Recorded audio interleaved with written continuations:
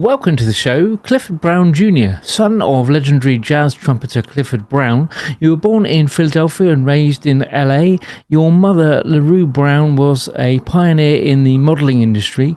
You began your radio career at 18 and celebrated as a celebrated personality in the San Francisco Bay Area, earning prestigious awards like the Golden Mike and AMPEX Award of Excellence for your contributions to jazz broadcasting. Recognized as a positive black male role model, you were also named Living Legend by the Bay Area Music Awards in 2009. Beyond radio, you've been an educator teaching at major broadcasting schools and universities in the Bay Area. There's a ton of stuff to talk about with you, Clifford. Welcome to the show, and please do tell us more. Well, thank you so much, Tom and Skyler. It's so good to be here with you. I'm one of those people who have always loved music and always wanted to work in radio where I could share music, help influence people, maybe help them have a better day when things are struggling, or give them something to lean on when they're having hard times, as well as to celebrate good times. And I was very fortunate that from a young age, I've gotten to do that. So for me, it's been a lifelong dream come true, and everyone doesn't get that. So I'm very grateful for that. Yeah, absolutely.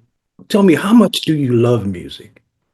I can't put it into words. I don't want to say I love music more than I love my family, my children, my grandchildren. Certainly the creator is up at the top there for me, but it's coming in a close third after those things, you know. So music, I'm very passionate about it. All kinds of music. Most of my career, I have focused on jazz and R&B, but I find that there's some type of just about every music that I can enjoy and love. And really, I think the labels do us a disservice, because sometimes people will put a label on a type of music and then they'll say, well, you know, I don't like whatever it happens to be. I don't like rock, or I don't like pop, or I don't like hip hop. But if we remove the labels, just listen to it and really go by the way that it makes us feel, that I think that opens up a whole world for all of us. You're right, because it's the same 12 notes, no matter what genre you want to go with. Yes. You know what I mean? And it's just about being creative, yes, having fun at it, you know what I mean? And but here at Music for Global Change Broadcast, we concentrate on positive lyrical content. What's your feelings, and who might be your mentors at that? What's funny, it started with my parents, both of whom, Tom mentioned my mother in the modeling industry, but my mother was also a classically trained pianist who believed in music education. And one of the things that she did after my father's death, my father died when I was just 6 months old. He was an internationally acclaimed jazz trumpeter, Clifford Brown. He's in just about all the jazz Hall of Fames. But what she did after his death was raise me to appreciate the power of music. And you just mentioned positive lyrics, and it can make such a difference in the world. Something I wonder about. So my first mentor were my parents. And then from there, it just seemed to, I don't know, almost naturally progress to me, where the songs that I ended up loving the most were ones that were relatively positive. You know, yeah, I like some love songs too. And, you know, like everybody, I like some love songs, and I like some, ooh, my baby did me wrong, and now I don't know what to do songs. But for the most part, they were songs that looked to change society, changed how people felt, changed what was going on in our world, that really spoke to me the most. One of the things I know, though, that whether it's with lyrics or just the melody, that the power of music should never be underestimated, because we can do so much with it. That's right. That's right. And who was some of your favorite social conscious music artists? Well, this may sound funny to some people because it's a group, an R&B group, but Earth, Wind and Fire, when I was a kid, had so much positive music. I mean, just so many positive songs, you know. But then there's people that people may not think of as much. There's a jazz pianist. He's deceased now. His name was Horace Silver. and he had Mm. the United States of Mind, the Happy Medium, songs that were really, really positive. There's a saxophone player, Gary Bartz, who used a vocalist named Andy Bay. And these are things, if the folks watching aren't familiar with, it's worth looking up, worth taking a listen to, because you'll find some very, very positive songs like I've Known Rivers from Gary Bartz. So some of it were things like the mainstream, like Earth, Wind, and Fire, but there were also things that people may not know as much, like a Horace Silver or a Gary Bartz, that just really speak to uplifting ourselves, uplifting others, tapping into the source. Oh, I know there's, and this one's really going to sound out of left field. So there's a jazz singer, not the R&B singer, but a jazz singer named Leon Thomas. And this is not the R&B guy that's out now. He has some just really, really positive lyrics in a lot of his songs. The Creator has a master plan, being one. Song for My Father, Umala. I mean, just so much great positive music. Yeah, the Creator has a master plan was on Karma album. Yes. And yeah, that was amazing. And just from the age I am, I grew up in the 60s, so a little older than you guys. But when I look at a lot of the music that was out then, some of them became hits, some of them didn't. But even groups like the Temptations had songs that really spoke to where we were as a society and how we could make things better. You know, whether you're talking about a Ball of Confusion from the Temptations, you know, where it's really talking about how the world is today, and then looking at, you know, trying to make it better. Trying to make it better. So a lot of groups, a lot of lyrics. And again, for me, the bottom line is the way that it makes me feel. And I know people like to point at hip hop and rap as being a negative influence, but there's positive hip hop and rap. And I'm no rap expert, but there is positive out there as well. And I've long wondered, when I look at the gangster rap genre and how popular it is some places, if all the beats were the same and the rhythms were the same and it has us bobbing our heads the same, but the lyrics were all positive, would it be just as popular as it is? I believe so. I believe so. Yeah. I don't believe the negativity is what makes those songs popular. So Gil Scott Heron, you know. Yeah. Oh, now you're talking about talk. And, you know, back in the day, you know, Tom. Yeah. Well, obviously, jazz has been kind of mainstay for you for your career and what you've kind of been involved in. Tell us a little bit about the American Jazz Countdown. There's a syndicated jazz program that you've been involved with. Certainly. So, it was back in the late 90s, and I had been working around at several radio stations. One of the things I love to do is to create radio formats where they don't exist and see if I can make them popular. So I had done that with a couple of stations and was really deciding what was going to be next for me. And someone said to me, you know, I like jazz, but it's kind of like should be in a museum. Like, what? I'm like, yeah, there's no good new jazz being made. It's like, no, nothing could be further from the truth. And yes, jazz has a rich history. And yes, there's a lot of great classic jazz and amazing classic jazz musicians. But there's good music, good jazz being produced each and every day. So I set out to show that, took almost a Casey Kasem like countdown, and made it for jazz. And we do some interviews with people, but more than that, we just focus on new music. And by new, I don't mean that it has to be any kind of certain sound. It's just music that's been released recently.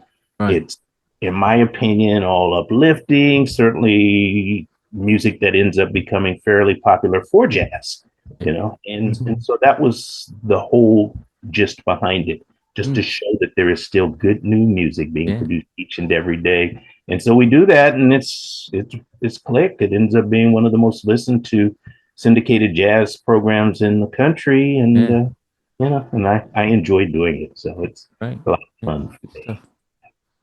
how would you inspire a young and budding radio presenter? You know, it's funny, Skyler, because I asked someone that question. Oh, it's like 1975. I started in radio in 76. It Yeah. was 1975.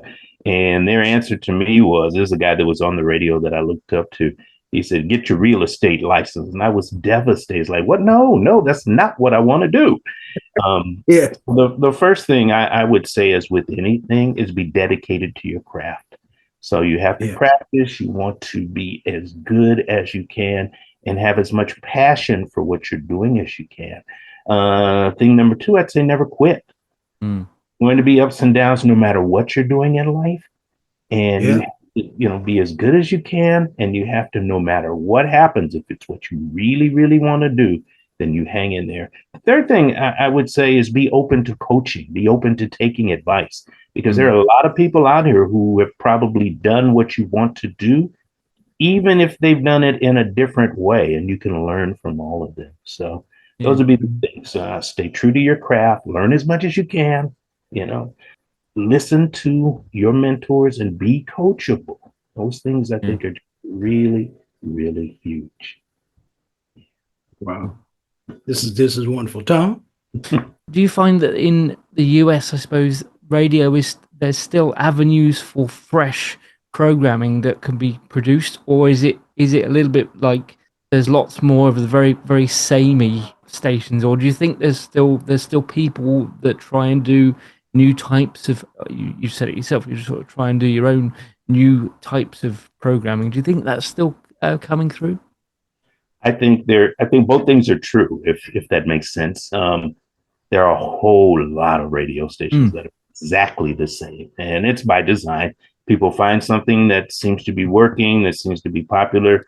A lot of them will jump on it across the country here in the US. And then when it's no longer popular, they'll abandon it and they'll go on to the next big thing. So there is a lot of that's exactly the same. Now, here's a problem, though. Yeah. The problem is that if you don't really try to be creative with what you're doing, then people get tired of it and it stops. Yeah. So there is the opportunity to create things differently, to come up with ideas. One of the things, though, that I think it's important to understand is that radio is no longer that little box in your house or that little box in your car that puts out sound.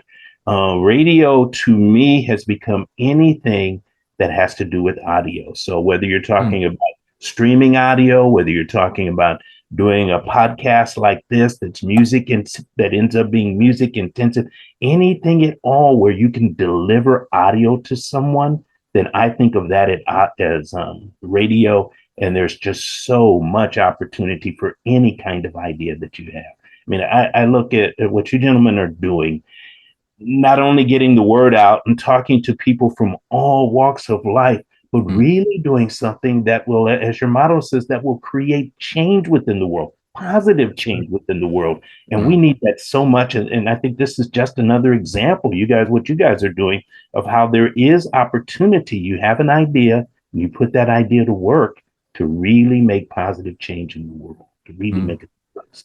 Thanks, Clifford. Well, listen, brother, I love you so much, man. And wow, you're a legend to me, and you've always been a legend. And I'm so honored to have you on our show. You know what I mean? And so, listen, Tom's going to get all your socials so we can spread the love. Thank you for the privilege of your time. Thanks, Clifford. Well, I appreciate being asked. I love you as well. I don't know about that looking up to me stuff, man. You're one of the most talented people that I've had the privilege of knowing in my entire life, and I have been blessed to know some people. And then you put that on top of the kind of man you are, Sky, and I do. I love you. Remember when you were a very young guy, we worked on that first record to, all the way today. Tom, thank you so much as well. That's a pleasure. No, I just want to say, just for our viewers, really, if there's any kind of, obviously you are a sort of radio broadcaster, is there any kind of web addresses for any of the radio shows that you do, or any kind of social media that you can give the details of, that we can put the links in the description here for you and spread the word? Probably the easiest way to find me is Clifford Brown Jr. and it'll take you different places at different times in life. Sometimes it goes to one of my other businesses. Sometimes it'll go to something I'm doing musically, to shows I'm putting on. It'll go to any number of other places. The other place, though, is KCSM. So KCSM.org. And there's links there that you can hear what I'm doing on the radio at any given point in time. You just click on the listen icon or past shows icon, and it's right there. Nice. Brilliant. Thanks, Clifford. Thank you both. Namaste, my brother. Yeah, Namaste. Thanks for joining us. Brilliant. Music can save the world. Music can save the world. If we all get together, music can save the world. Yeah.